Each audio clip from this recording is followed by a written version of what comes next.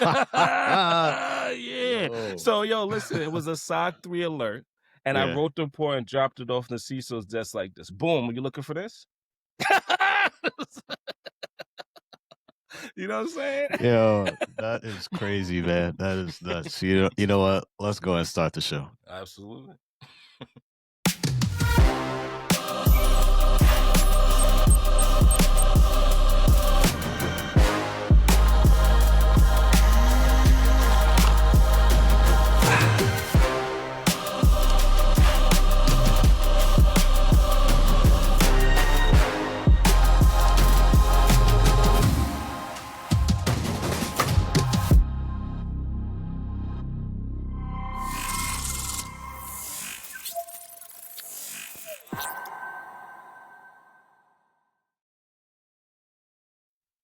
All right, what's up, coffee makers, not coffee takers? You are locked into the Cyber Coffee Hour, where we brew up insights and community in the digital world. I'm the People's Chief, Dr. Joseph J. Burt-Miller Jr., and he's the one and only master of cyber farms, Alfredzo B. Nash Jr. We both hail from the legendary streets of Mount Vernon, New York, but we're coming to you live and direct from the DMV area. Broadcasting from the DMV with roots in Mount Vernon, New York, we bring you captivating conversations with today's most remarkable guests. Our mission, to share knowledge, deeper understanding, and build community across the vast realm of cyberspace. So grab your coffee and let's go. All right, so for today's show, we'll have a coffee chat with cybersecurity enthusiast Hansani Vihanga. Our guest, Hansani Vihanga, a cybersecurity professional with 6 years of experience from Sri Lanka. She's a CISSP-certified expert who's worked on both national and international projects, and her expertise covers everything from security operations and incident response to threat analysis and cybersecurity education. Currently, she's a research engineer at the Singapore Digital Trust Center. Beyond her professional work, she's a huge advocate for cybersecurity awareness. You might know her as a YouTube educator who breaks down complex cyber concepts to make them easy to understand. She's also the founder of Project Shield, an awesome new initiative dedicated to tackling cyberbullying and online harassment. Hansani Vihanga, welcome to the Cyber Coffee Hour. Thank you for inviting me. I'm very, very happy to be here. So people that don't know, I think everyone knows I'm, working on my CISSP, and part of that, I'm checking out endless videos on like YouTube, research and see what I can find us to help my studies.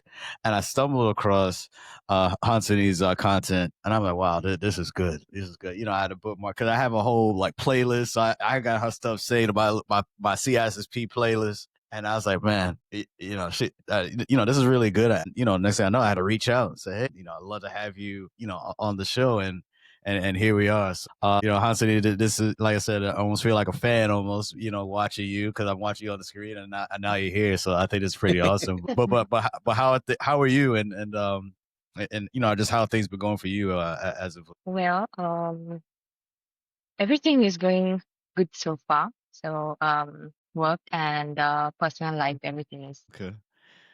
Alfredzo, how about you, sir? Man, so like I was saying yesterday, and just only in that short time, I didn't know how to take a break. Yeah. I came off of my Master Naturalist training. I'm a Master Naturalist intern with the University of Maryland. So that was the top of the last season closing out, and the spring season coming in, which I got super busy.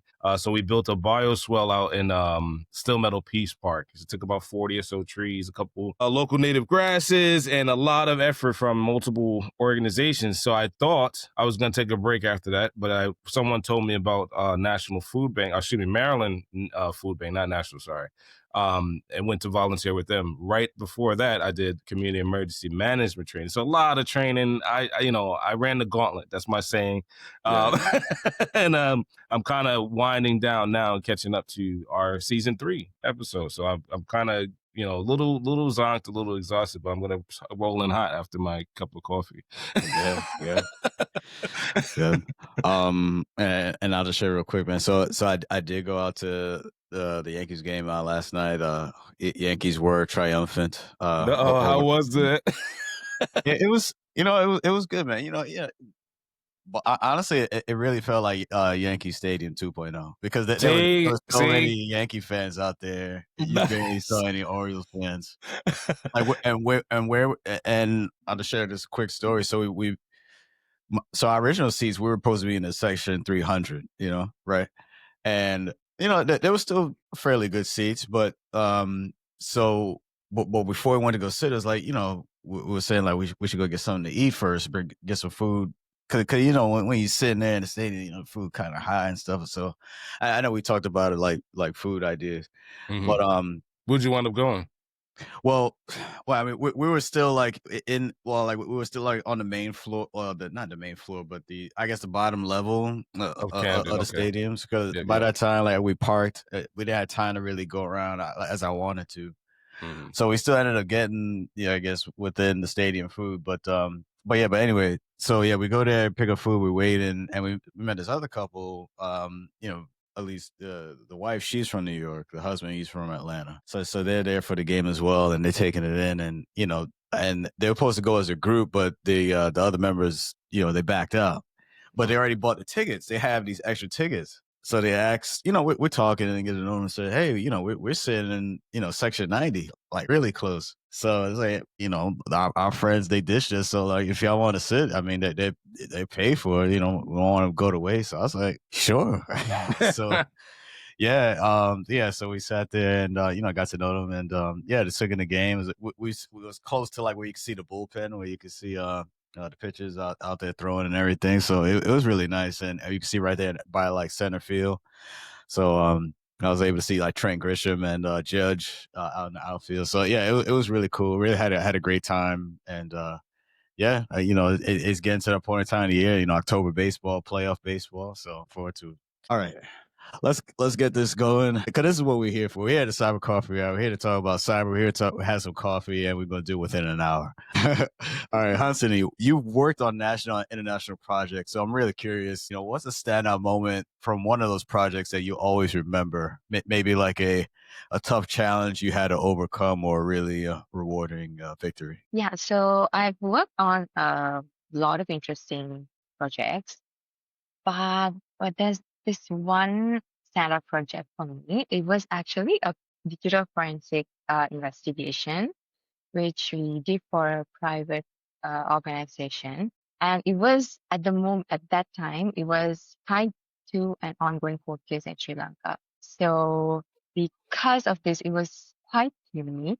And this was actually on site. We had to do it on site as the collection of the evidence phase. Okay. So usually we do a lot of digital forensic cases in the forensic lab in our premises itself, but this one was on site. So it also stretched for like several months.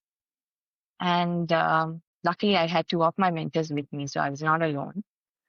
But the whole collection phase was very intense, especially because the evidences could end up in court, and it was actually one of the longest cases that I've worked on, and it was very challenging, I should say. But the rewarding part was how much I learned.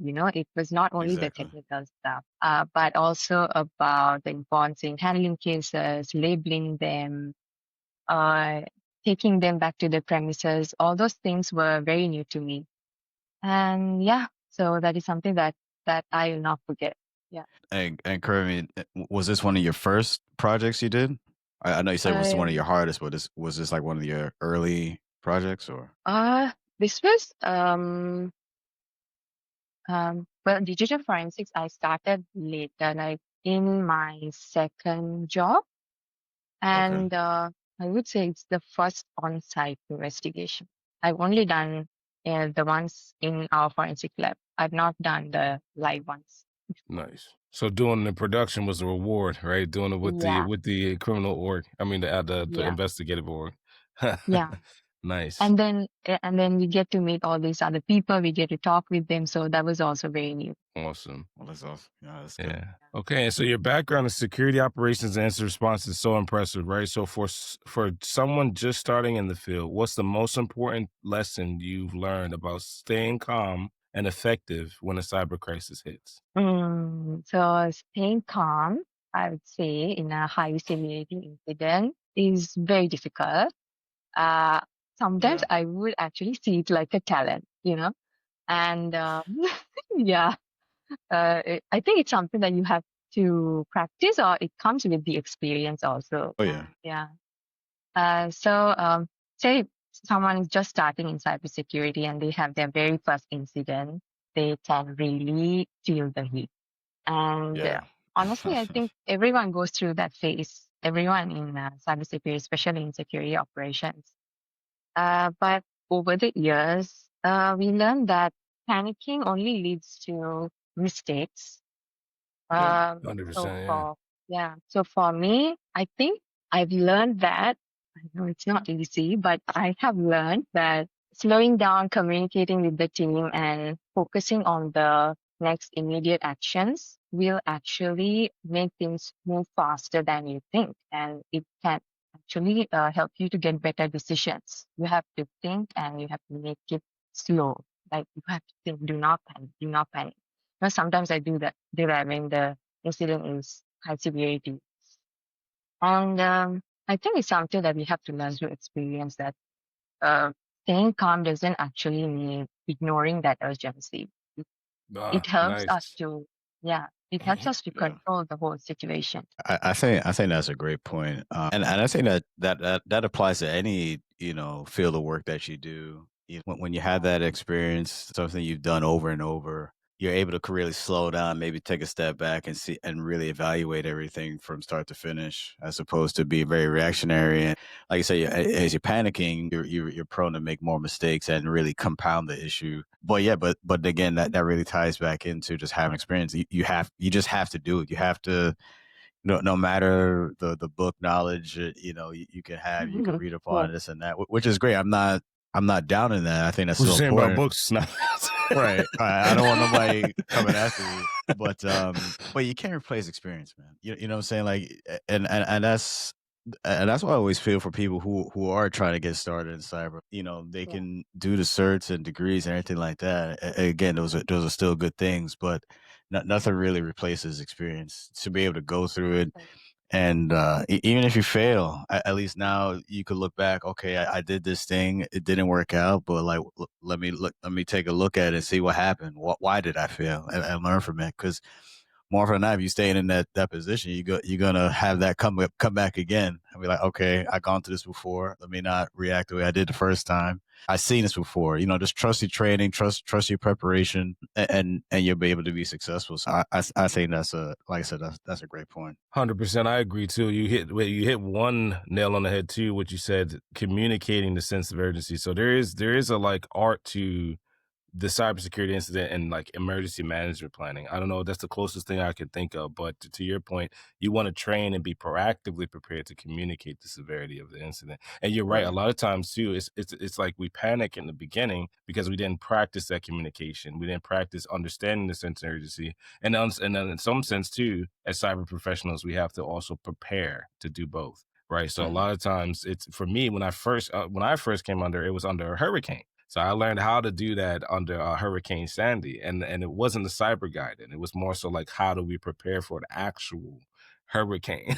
And Yeah. and if you look at the way things are going now, a lot of that relies on emergency management. So we're catching up. I don't want to say we're catching up in cyber, but it is that planning, procedural communications, like you're saying, Dr. Joseph, and remembering your training, especially under exercise. Like we have tabletops, right? So those are the Right. times to actually do, your suggestions, Vanga, and say, hey, how do I communicate with a director of IT or, my CISO under incident, right? So that's key to understand, especially when it comes to, it's very pressureful in production. It's very pressureful when these incidents actually do happen. So I like that. That's a phenomenal recommendation. So that also leads into you starting an initiative like the Project Shield, right, to combat cyberbullying, and is truly inspiring. What was the aha moment that made you say, I have to do something about this? And what was one simple thing our listeners can do today to help make the internet a kinder place? Yeah, well, about Project Shield. So the thought started before Project Shield. As everyone knows, I was also aware how bad cyberbullying or online harassment is affecting other people. And it really struck me that this was not just a tech problem, but it was an issue impacting the mental health and the safety of the society. And if you actually think about it deeply, you can understand why that particular topic is very important to the society nowadays, right? And before starting this initiative, I also wrote a children's book to address it to the younger generation about cyberbullying in a story format, because I believe that awareness has to start early. Um, I think that way Right. it's much more easier to give a message and to make up their habits and everything. And the real aha moment was when I realized that I was in my desk protecting all the systems in the organization, but there are individuals that are left vulnerable online because of this issue. And that's what pushed me to create Project Shield, to actually help people understand, respond, and feel supported. Um, but right now, it's in the very beginning stages. It's just that we're doing online awareness trainings to students and that kind of audiences. Um, and although this is my idea, there's a very nice team behind that initiative. So uh, it's nice to work with them. Actually, when I say the team, it's not only the core team, but also the speakers that who really want to contribute to this. Like Yeah. I just have to ask them, and they're like, "Sure, no problem. You just give me a date, and I'll make up my time," or something like that. They're very, very um, interested to work with the project. And if I'm to give a tip for the listeners, I think a kind word or even holding back from adding negativity, you can make up someone's day. And if we don't have anything good to say, I think we should just not say anything at all, especially in the Right. online environment, because we don't know how someone else will feel about it. And if we actually see someone being bullied, then we should offer our help. That can go a 100%. long way. Yeah. Yeah. So let me just say something real quick, right? I Mhm. think I'm getting the caffeinated fuel from season 1. Have you heard of Zanette Kamal? Have you also seen her TED Talk on cyberbullying as well? Have you seen her following? All right. So first ever, we're gonna connect the dots for Project Shield, right? She also has written a children book, which kind of gave me a little bit of deja vu. I think if we connect the dots between both, we could become stewards to project the same message of stop saying negative things, stop targeting children online, and also make a safer community of practice. So if you don't mind, I'd like to introduce y'all to when we have time so we can link up and continue the collaboration and say the same mission towards making Right. cyberbullying non-existent if possible. Okay. But when the minute you said, I was like, wait a minute, we have had someone that also had the same mission, but it's a different initiative. So we'll connect the dots after the show and try to get you guys together on the same goal. Okay. Yeah. Yeah. Thank you. So I just like to add, I think it's very important. 'Cause I think for this generation coming up now, I think it's really tough for them, because if we think about like how we grew up, Alfredzo, cyberbullying wasn't necessarily a thing. I think phones were more or less in their infancy. Like we barely had color. We barely had Right, color right. in our phones. It wasn't cool to be on the phone back then. Yeah. You know what I'm saying? Like, well, when I remember, I think Nextel, when they first added color to their cell phones, it was such a big thing. Yeah. Um, Then the sidekick. right. Yeah. Yeah. So but now, but like if you kind of just tie back into bullying, we didn't have cyberbullying, you just had bullying at school. But so if you were bullied at school, yes, it just happened when you were in class, or some kids may have tried to avoid going to school or try to act like they got a fever and they're sick. But now, but more or less, it just stopped while you're at school. When you get home, you don't really think about it. But now, you get bullied at school, and then it carries over because everyone has their phones. They're talking It's about it. 24 by 7. Yeah. So you don't get a break from it, and unfortunately, the byproduct of that, where it leads to that mental health aspect of it, and some kids, unfortunately, they take their lives because of it. So it is a very serious issue, and also too, like we think about, we're talking about young kids, so their brains are not fully developed. They're not able to really handle like I said, the online harassment as much as as adults are able to do. It's not to say that adults don't feel it; they feel it as well. But I think they're in a better spot to how to respond and handle it, as opposed to kids. So we're talking about young kids, elementary school kids, middle school. Yeah, unfortunately, they can't take it, and like I said, unfortunately, it leads to them taking their own lives because they're catching it from everywhere. As soon as you get to school and they coming home, maybe see a TikTok post or whatever about, saying it's really, and some of them could be really vile stuff. So, you know what I'm saying? So, Yeah. In addition to being vile, it's visceral, right? So when we were coming up to your point, everybody got tired of being bullied by the bully. And eventually it became like a crowdsourced effort, because that's coming to mind with the younger kids of, hey, yo, that bully needs to stop doing that. yeah, Right. Especially when they, like you said, a lot of times, I call out a sick, call out a sick too. But then eventually I talk to my buddies, I'm like, yo, that's the same bully. yeah. And we will all understand, talking across the desk, hey, that bully's got to go. Yeah. Coming up. Hey, but now it's a little more visceral because I hate to say it, the kids have mastered social media. They've mastered crowdsourcing it. They've mastered talking across like households, which never happened. A parent would say, hey, that bully, stop doing that. Right now, as parents, we have to be like, hey, stop using Facebook for that. Stop picking on that kid. And it takes a community of practice, or not picking on Facebook, because, we came up when MySpace was brand new. You remember that, right? Now as these kids, like you said, teenager, social younger kids are on Facebook too. So that's another thing that I didn't really, until my children, school said that they had Facebook. I was like, no, thanks, right? So as parents, we have to be and as cybersecurity professionals, we have to be stewards of the community online and say, hey, you know what? That's not right. Talking about somebody like that on Facebook or whatever, TikTok now, there's so many differences that have been crowdsourced. So it's a very visceral process that we have to, as parents too, say, hey, stop doing that. Or moderate and say there's an age limit between and time. I know kids are gonna get on us, but they'll understand when they have their kids. Right. So if we don't start now, right, you have to start moderating the curfew, start moderating across all platforms too. Now, mind you, gotta, reach out to your cyber parents, as well.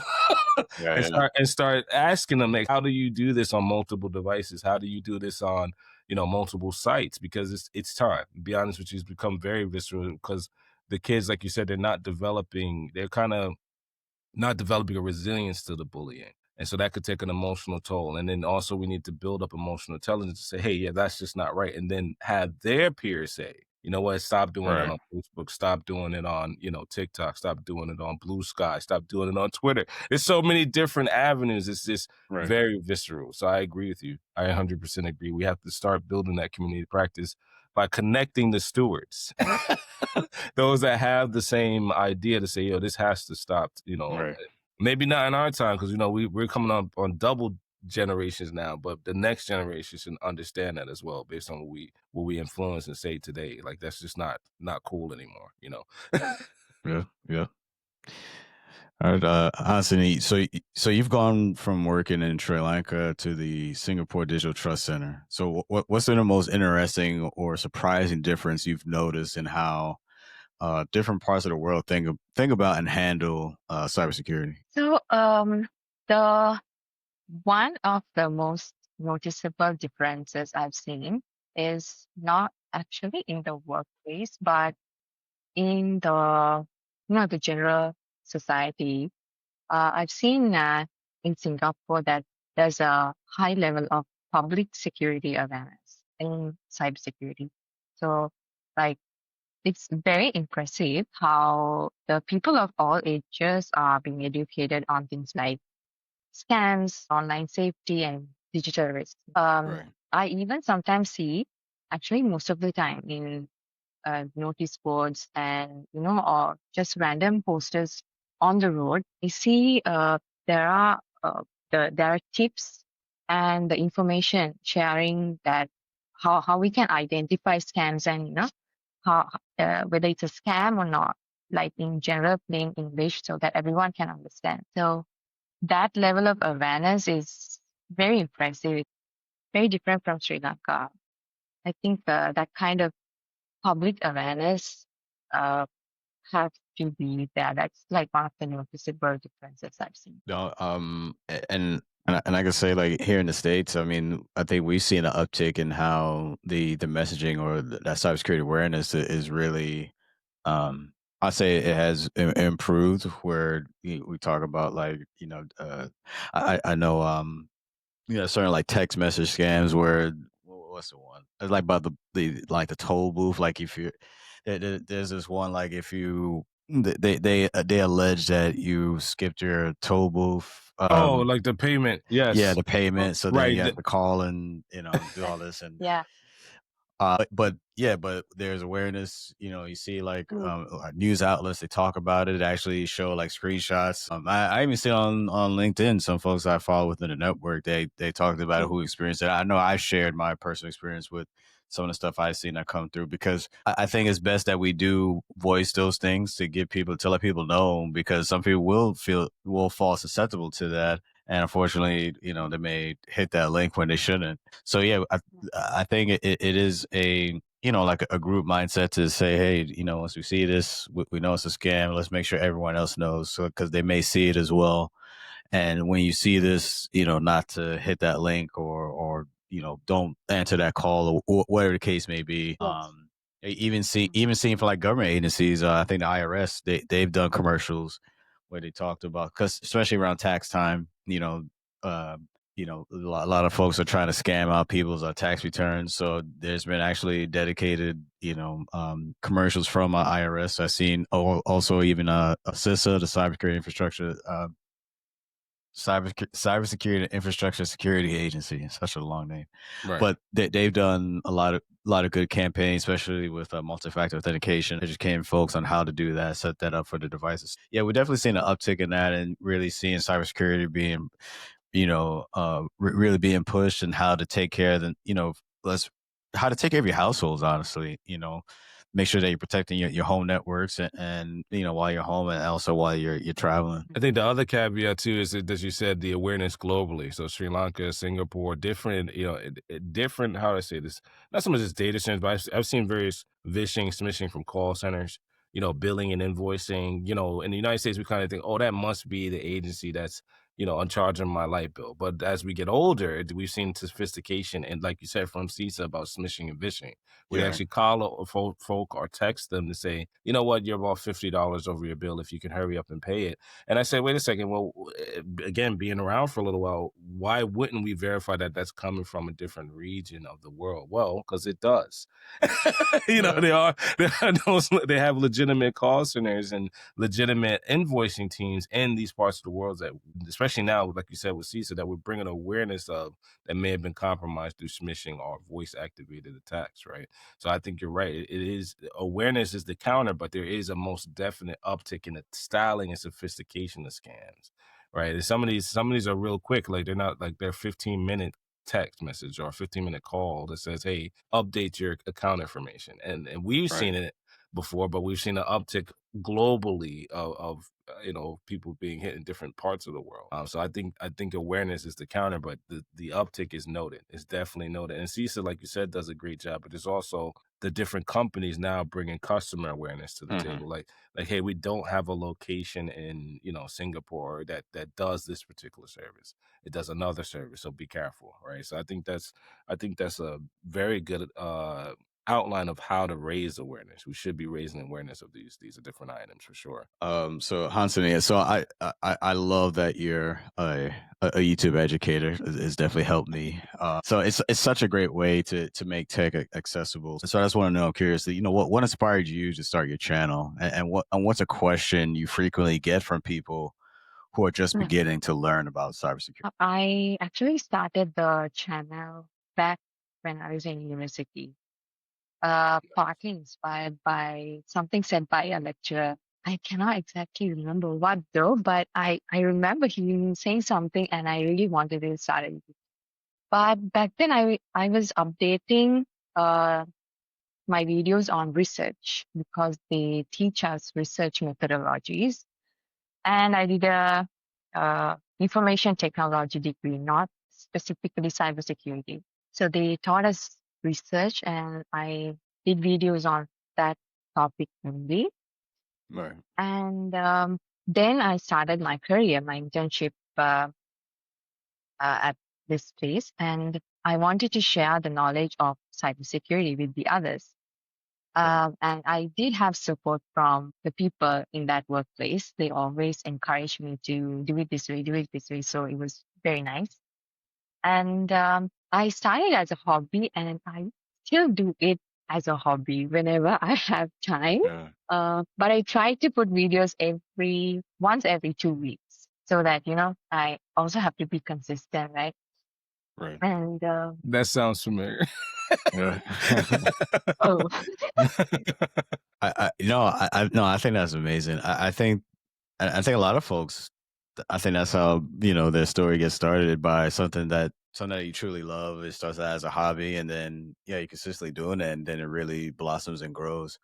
Um, no, so I think that's amazing, because also you're putting something valuable out to the community that people are able to, for one, they're able to resonate, and and then also two, they're able to learn, and also they'll stay committed. If they love the content, they agree with what's being put out there, they're gonna stay, they're gonna follow, and they're gonna look for uh they're gonna wait for the next drop.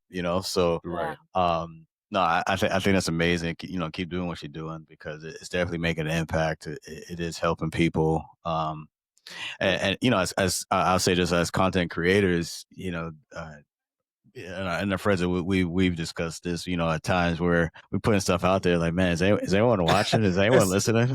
It's a So, lot harder when you don't get questions. So let's go back to yeah. what questions did you have? So how encouraging was it for people in the workplace to say, hey, we need some education and content? And then what questions did you get?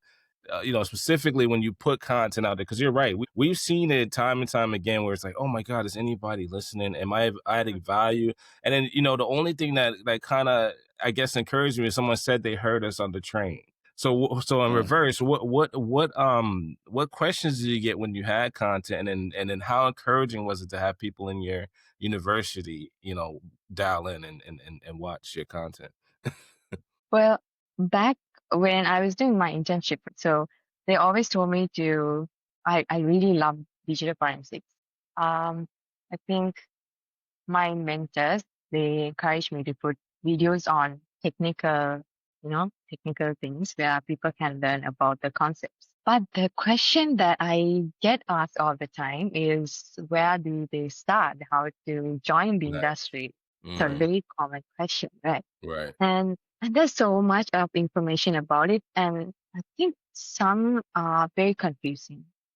I think there's too much information sometimes, and the question that I Yeah. get asked is, can I join the industry with a diploma or with a degree, with skills, without skills? Do I have to have certifications, or can I start certifications later?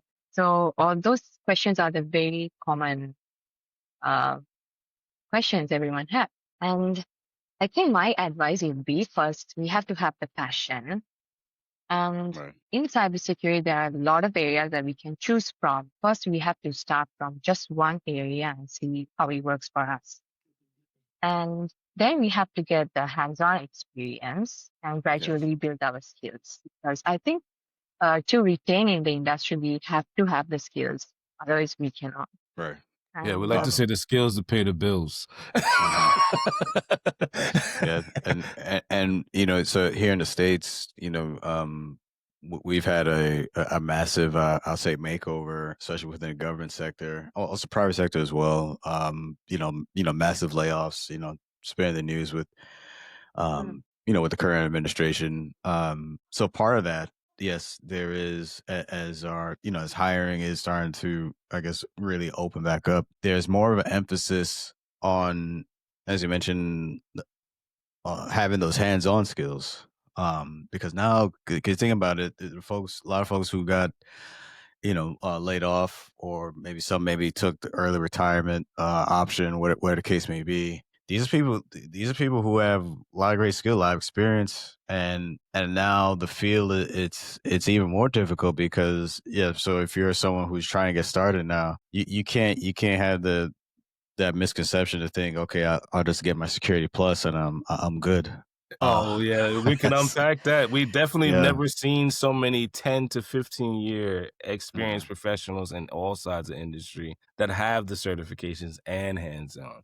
So it keeps me on my toes at like as well. Like, hey, I can advise you to go to the schooling and maybe get the internship, but no, you got to kind of double, triple dip now because you're right. We haven't seen this, especially in the States. Again, I would love to see the impact around the world as well because we've never seen this many talented professionals that have the capabilities, skills, and leadership, right? To your point, Dr.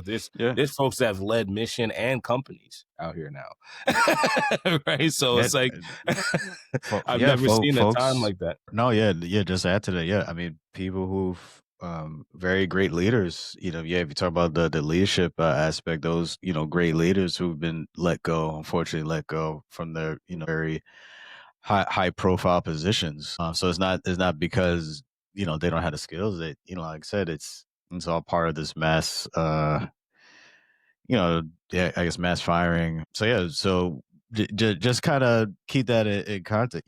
Keep you're trying to compete with people who have a lot of great experience. You're if you're trying to get started, you want to make sure that you're really trying to give yourself I say a fighting chance. You can't go in with a mindset thinking that just getting the degree or the certification is going to be good enough. And again, it's not to down those things because of course, I mean, I have all those things. So, degrees, certs and all that stuff. So, but yeah, but if you're asking like what's the most important, maybe what to focus on, I would have to say do what you can to get that hands-on experience. Um, 100%. It's because king. that's what's going to carry you no matter what. Like, so Mhm. let's say that does happen. Unfortunately, if you get let go, your skills will stay with you.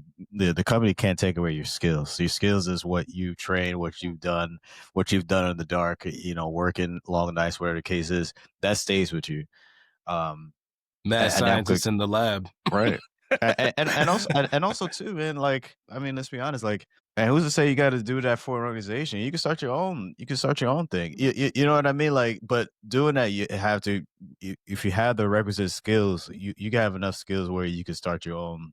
You start your own startup, or whatever the case may be. Now, of course, I'm not saying it's an easy thing. It's definitely hard. But like I said, it's just like I said, just pointing it out there that having those skills is something that will help carry you over no matter where you go in your career. Hey, you see that, Vihanga? You educated us. You gave us the energy just off the question, right? So I agree. I think this is worth separate content because you're right.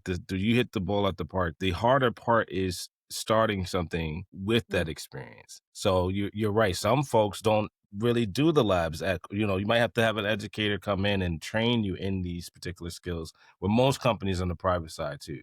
So that's an avenue to pursue on your own. Like how do I train myself and then learn from that learning, train others to get into cybersecurity, right? Right. Because you're right, it is I love to say it, but it's a gauntlet. There's a whole plethora of skills, boot camps, labs, certification practice, and it hasn't changed in 20 years. It's Mhm. kind of remained the same, but it becomes this catalog of skills now. And that's where I believe the skills gap, rumors and murmurs come from. Is just so many different. I mean, look at the certification map, and then look at like we talked about the nice workforce on the other episode yesterday, right? Those mind maps have grown to tremendous trees and avenues of skills that we all have to learn how to train on, and we consistently learn and continuously learn on. So I think that's an avenue that you have opened up for us, Ron, is to talk to that more and have multiple streams of content saying to folks, hey, these are the paths you have to take, right? You can't just go and do everything, but you have to Right. take the specific skill tree. Just like I hate to say it too, I've said this on other episodes, just like a video game, right? You can't just keep winning the side quest. One main quest has to lead to cyber operations or malware intrusion, malware analysis, excuse me, and then intrusion detection. You can't, unfortunately, in this industry, you can't be a master of everything. So you have to pick Right. the particular path that leads to that startup mindset or a line of business that doesn't exist in the company. So yeah, I definitely think we can continue that conversation for sure. All right, we have Hansani Vihanga here on the Cyber Coffee Hour, part of the Alive Podcast Network. And also, again, for our listeners and those watching, please like, share, and subscribe. Smash that subscribe button, dude. Destroy it, whatever. But as we get to the back half here of our episode, we have still have some semi-serious questions, but also we lighten it up a bit, as we do here. Hansani, you pointed out something really interesting. That AI-based attacks and supply chain attacks are two of the biggest threats we're seeing right now. So, so Yeah. for our listeners who may be concerned about this, could you break down what makes those threats so dangerous and what organizations can do to get ahead of them? Yeah, so I think I'll start with the AI-based attacks. These AI-based attacks are particularly dangerous because I think they scale so fast and they can get adapted to look very real. And Yeah.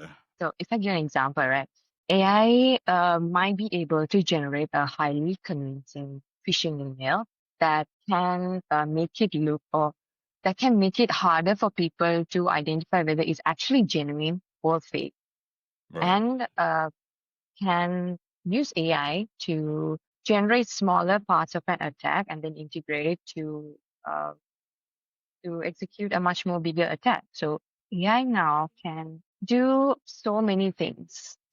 When it comes to attack, is the same. So I think the first step again should be, in my point of view, is awareness, because people need to know that emails, messages, or even videos can be generated by AI and that they can look very, very real. And on the organizational side or the point of view, using AI for defense purposes must be, you know, done. And I think a lot of organizations do use AI for defending now. Um, I think for things like spotting unusual behavior faster than humans, and maybe have strong verification processes like confirm the request via a secondary channel before actually, Right. uh, Hmm. before doing whatever, taking the measures immediately, we can use the secondary channel that can actually help us reduce the risk of falling for the AI-based attacks. And the other one is the supply chain. This is different, but I think it's just as serious as the AI-based attacks because they target the entities that we trust. Yeah, exactly. Like, 100%, yeah, man. yeah. So instead of coming straight at you, they will go to a vendor or any third party entity that we rely on. And the danger is that once a trusted vendor is compromised, especially say like a well-known vendor, then the impact can ripple out to a lot of organizations within just a few seconds. And if we actually think that the vendors or the third parties have security or are already protected enough and it might not harm us, then that's wrong because we cannot always rely on other people's security. And organizations have to assume that um, supply chain attacks can happen. It's very possible. And I mean, if I am an organization, I have to have my own controls in place too to minimize that impact. Like, say, we can use things like layered approach, a defense layered approach, like monitoring unusual activities, segmenting the critical systems, and even just looking at all the process documents, like um, improving our incident response plans, just not only technologies, but also looking at our protection based on the processes we have. That way, I think even if a vendor is breached, we can minimize the impact. Yeah. I think that's a great point. So, like, first, when we talk about the awareness, could we talk about, like, AI generated videos or even audio? We talk about, like, vishing, where I think there was, well, a couple of instances where I think it's the grandma. I'm not sure this is a proper term. I think the grandma attack. Well, basically where a family member calls some, or family member receives a call saying like maybe like their daughter or their granddaughter is in trouble and they need to send X amount of money, but they're manipulating someone's voice and they're using it to attack a person too, so that way they can get where it is that they're trying to get, like where the money or where the case is. And it sounds Oh very yeah, that is a convincing. grandma. That is a grandma attack. Grandma AI. Grandma, yeah. Yeah, So yeah. yeah, grandma's gonna like, oh no, they're gonna react and like, oh no, so and so's in trouble. Let me send this and try to help them out. Yeah, we do. There is that education piece. We have to let people know and educate them that for one, these taxes exist, and two, how what should they do to try to verify, before taking any sort of action to double check to make sure that this has happened or this is going on. So maybe in a case like this, maybe call another family member to say, hey, is so and so okay? Or I got getting this call and say that, let's say the granddaughter, she could be sitting right there perfectly fine in the house. You know what I mean? Like Yeah. you want to make sure you take a step to kind of have that verification before reacting and doing something where now you're gonna regret it. But no, yeah, and as you mentioned, as far as for the supply chain attacks and the things of that nature, we have to. I think it's just being very vigilant and understanding it and knowing that, yeah, those third party organizations, not everyone has the same level of security. I think we all could agree with that. Like certain organizations, as you mentioned, like products that we get that we receive and trust, and those bigger organizations rely on other third parties to help keep that ball rolling, and some of those third parties don't have that same level of sophistication or security, and that's where attackers will that's where they'll point their attack to. So they may not go for the big dog, but they go for the one that's supplying the big dog because they know that their security is not top notch. So they'll take the easier route and try to run exploit that way. I think you're 100%, both of you are 100% right. If we combine the two community of practices, what happens when AI is in the supply chain being attacked to get to the big dog? Because I have the genuine concern, much like you said, Vihanga, is that folks aren't really leveraging the defense in depth of their AI that's supplied to them, right? So we have multiple models. We have like software delivery channels for them now. We have, like you said, the grandmother voice impersonations. Those particular artifacts are in corporate supply chains, and there's third party risk. If I go and use, I don't know, I'm just to name something, Drop Zone AI. No, they don't send us any checks, by the way. But if I have a SOC analyst that says, hey, am I trusting this alert from another vendor? Right. That becomes very concerning, because now you're a small SOC team or analyst that says, have to trust this for every big partner that I talk to, the big dogs, right? To your point, you would assume that that's a trusted person because we don't have that capability. But unfortunately, in this world today, like much like you said, we need that defensive depth. We need to separate and have layered defense against them and the tooling that they're using. Because to be quite honest, I may not know how to use that particular AI model, or may not know that it's basically impersonating grandma. We have to also put a defense, like a layer, to get on the phone with grandma, like you said, or do a second factor, a third, triple, multi-factor authentication for grandma's voice. I hate to say it this way, but we're getting to that point where we can't even trust personal information anymore that can be manipulated by AI. We've seen it with the breaches before, address compromise, email compromise, well now, persona compromise is becoming true. So that's another layered defense to your point, Vahanga, that we see in the AI supply chain. I think it's valid point that we need to make awareness of both compromises today.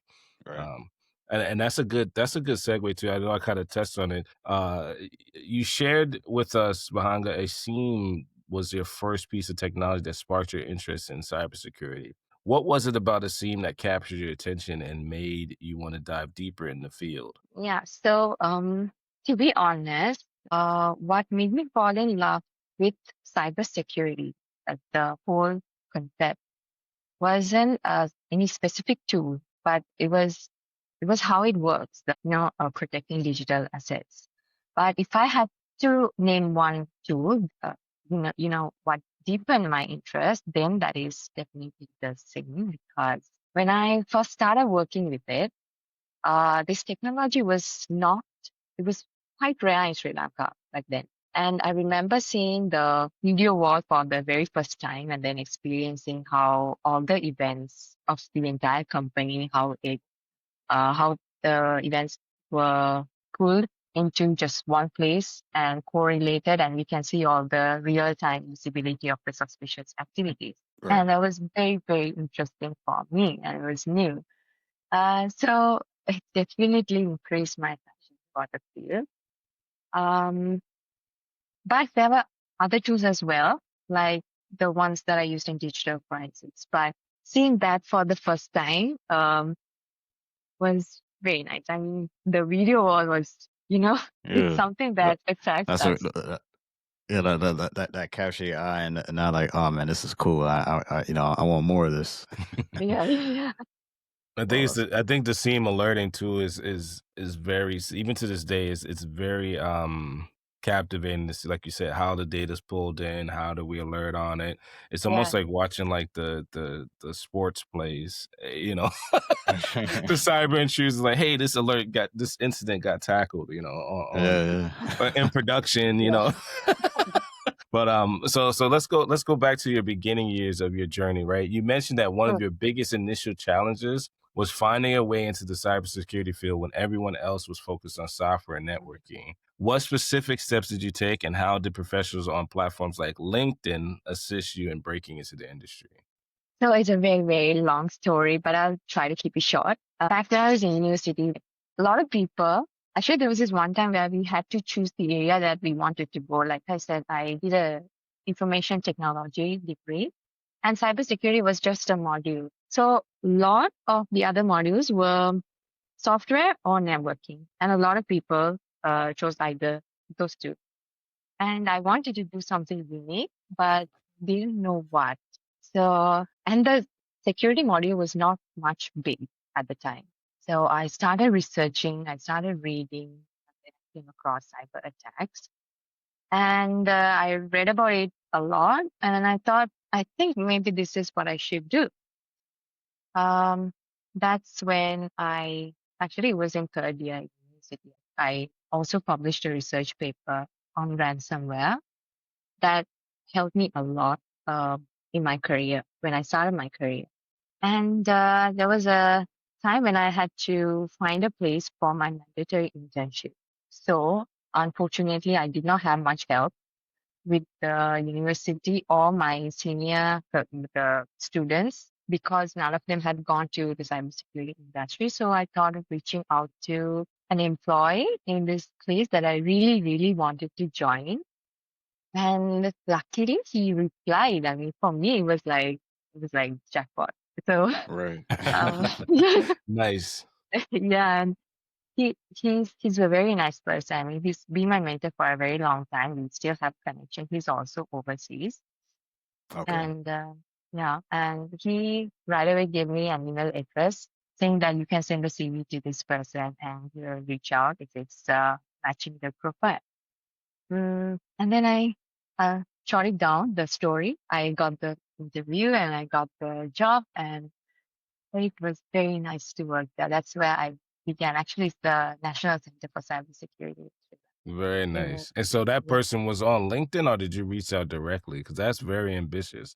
So Oh, you didn't yeah. see it. You didn't see the level up in your university school of practice, community practice, but you reached out to them on LinkedIn. Is that LinkedIn. correct? Yeah. Oh, very Yeah. nice. Yeah, very nice. Yeah. Right. So you went right for the industry. You went and contacted someone in the Yeah. industry. Yeah, very nice. I don't think that's what she has to do. I mean, I think that's great advice. To everyone listening is, and this advice I give to folks. Like, I think, like, once you figure out like what avenue of cyber you want to pursue, because as we know, cybersecurity is very broad. So you can't just say, oh, I want to do cyber. Okay, there's a lot of different avenues of cyber. What exactly do you want to do? But I think once you do have that figured out, Yeah, or use tools like LinkedIn or other social media tools where you just look for folks who are already doing that job that you aspire to do, and ask them. You connect with them, say, hey, I love what you're doing. I want to one day be in that type of role. Let me know. Can you be my mentor? Can we connect? Because also too, I think that's a great way to learn. Is it something I should really invest my time and money in, or is it like, you know what, after getting that insight, maybe I'll pivot to something else, and that's okay, and that's good too. I think I would rather want to know that early than you spend all this time and money and doing search and studying and all that. Then when you get the job, you're like, oh man, I don't really like this. This sucks. Like so. Soul crushing. Yeah. So yeah, I think that just shows for one the power of networking and also the power of mentorship. It's very important if you really want to be successful. You just got to put yourself out there. I know that's going to be hard for the introverts out there, but I think you had to be. You really just got to put yourself out there. Reach out to the folks in network. Get to know folks within the field. Get to know folks that, as I said, once you kind of realize what it is that you exactly want to do, reach out to those who are doing that work and ask them. And if you're lucky, if you're in the same area, try to do a meetup and connect that way. Just kind of like do like a day in a life type of thing where you're able to kind of Mm. watch them and kind of shadow them and this and that. I think that's just honestly, it's just a great way to learn, great way to confirm that it is that what it is that you want to do, and that way you can make a more well informed decision as for how you want to proceed with your career and also your life. One thing I love how you said that, Dr. Joseph, because I agree with both of you in the sense that once you show that initiative and reach out, people in industry respond. So remember, we Yeah, talked about this too, about establishing a brand. I struggled with that. I struggled with the idea, not so much the introvert or extrovert, but the idea that I had to let people know what I was interested in, even after all this time. Like even from beginner to newbie to excelling and in the field, you still have to let people know like your particular niche and what you're interested to. And it's also good to self-promote. I hate to say this too, but we've gotten away from the idea that, our niche is going to speak for us. Our career roadmap is going to speak for us. No, you got to speak for yourself. You got to go out there and say, look, I'm interested in building and networking with the community of practice and socializing that, like, hey, I'm learning in this field, where should I go if you're a newbie, or I'm in the field, I'm having difficulty in this job market, what obstacles should I overcome? And then lastly, I've excelled in this field and I just started to start my own thing, and I want to socialize that. Who should I speak to? And that's the right, brand, right? So that last Mm. part, you'll be known through all tiers as that person that has one built the resilience, right? Because like Dr. Joseph saying, it is a broad industry. We can't emphasize that enough, especially now. But also there are these aboliths or obstacles that you have to overcome, these challenges. And I keep saying run the gauntlet, but it's a hurdle. You have to get over that hurdle to get into industry and land successfully. And a lot of times, even throughout my career, can't say it's not a time where I haven't partnered with someone else and said, hey, this is how you got to do it. And this is also how we learn by doing and to overcome certain right, objectives. Because that becomes the brand in this industry now. It's the last human factor. Is that, hey, I saw Vihanga's YouTube, I saw Cyber Coffee, I saw Dr. Joseph in the study hall. All right, well, they're consistent. And a Yeah. lot of companies want that consistency and reliability. Like they're going to continuously learn on the job, off the job, and throughout every vertical. So I can't emphasize that enough to our coffee maker listeners. That's what's happening today. And that's the brand that has to be established in the industry, because they're not just interested in what you're doing inside the desk. They're interested in what you do to stay up to date and how you right. continuously learn and how do you mentor others. So I'm not the greatest at that. I'm getting better, but you want to have a few people that get mentored and you become mentored as well. So mentor to mentor, like, hey, I never learned, how to build a Mm. cyber threat intel platform. Well, let's learn that together. Yeah. Right. That I think is invaluable in addition to gaining the skills and networking in this field. So, on a lighter note, this is a cyber coffee hour, so we just have to ask, what's your favorite coffee that helps you through your day? So, and we understand that you might be on a little break from it right now, so we're Wow. sending you our coffee loving condolences. Yes, unfortunately, doctor said no to coffee for some time, but I love caramel latte or caramel frap, Nice. Caramel latte, okay.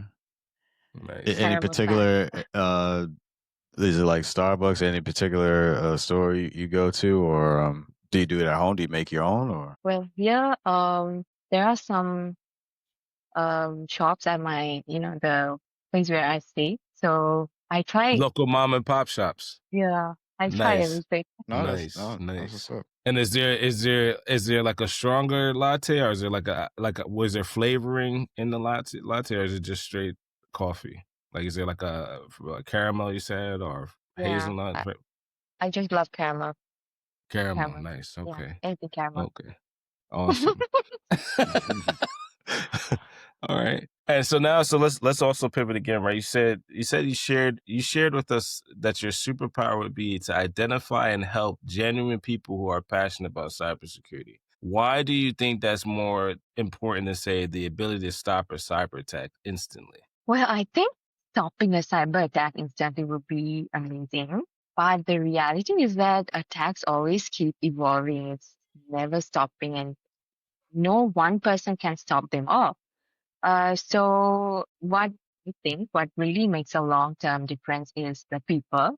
So if you Mm. can identify and support those who are genuinely passionate about cybersecurity, mentor them, then I think you're multiplying the impact.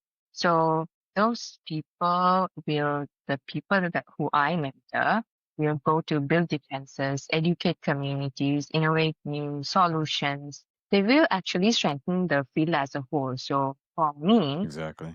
so for me, I think helping genuine people is not only about mentoring, but it can also create a ripple effect. Yeah, I agree. I think you build a rapport with the great defenders, right? Like, look, until AI that's one aboleth that we have against AI is that, yes, we know how we're going to defend, and I've said this on other episodes. There's an empathy to defending certain orgs, right? And as we grow and mentor each other, we're going to share the same empathy eventually, and we're going to want to defend the same. Not so much the same way in the sense like we're going to stand in place, but we're going to build multiple levels of defense. So I think that's still a very human thing. It's still a very human empathy and a human inference that I know how we're going to defend this organization together, right? So sure, there's models for that today, but there's, like you said, I like the idea that genuine people will supplant and remove bad process and bad technology. Exactly. Right? Yeah. And I'm showing my age a little bit, but